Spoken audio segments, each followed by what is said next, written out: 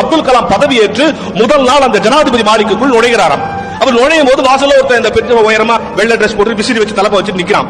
இவரை பார்த்தோன்னா பட்டுல உட்காரான். இவர் பார்த்தாரு, என்னடா வந்தவொன்ன பட்டுல எழுந்தாதான மரியாதை, இவன் உட்கார்றானே, என்ன உட்கார்றான்னு பார்த்தா உட்கார்ந்து ஷூவை கேட்ட போயிருக்கான். என்னன்னா, எனக்கு வேலையே இதான் சார், வயசாய் காலத்துல இருந்து உள்ள வந்தவன அங்க ஷூவை கேட்டு வேணாரு. அவர் சொன்னார், அதெல்லாம் ஒண்ணு வேணாம், ஏன் ஷூவை கேட்ட எனக்கு தெரியும், இல்ல இருந்து நீ வேலைக்கு வேணான்ட்டார். அவன் ஓன்னு அழ ஆரம்பிச்சிட்டான். சுத்தி நிக்கிறவெல்லாம் பார்த்தா, என்னடா வந்த முதல் நாளே ஒரு ஆளை காலி பண்ணிட்டாரு அப்படின்ட்டு. அவன் ஒண்ணு அழுதுகிட்டு அப்படி 4 கையை காட்டினான். வாட் இஸ் சேயிங், என்ன சொல்றாரு? இல்ல அவனுக்கு 4 பசங்கன்றாரு. ஓ சரி சரி, அப்ப இந்த வேலை வேணாம், பின்னால முகல் தோட்டம் இருக்குல்ல, அதுல போய் தண்ணி தெளிக்கிற வேலையை பாரு நம்ம சுத்தார். தண்ணி தெளி பூ தொட்டி 5 வருஷம் முடியுது. பதவியை விட்டு 2 சூட்கேஸோட அந்த வெளியே வராரு. வெளியே வந்து பட்டு நின்னு, நான் முதல் நாள் ஒருத்தனை அங்க அனுப்பிச்சேன்ல, அவனை கூப்பிடுனாரு.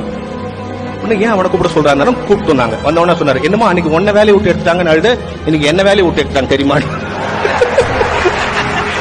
அப்படின்னு சொல்லிட்டு, இது இல்ல செய்தி அப்படின்னு சொல்லிட்டு, நீ அந்த தண்ணி தெளிச்சல, அந்த 2 தண்ணியை வாளி கொண்டு என் சூட்கேஸ் மேல தண்ணி தெளியானாரு.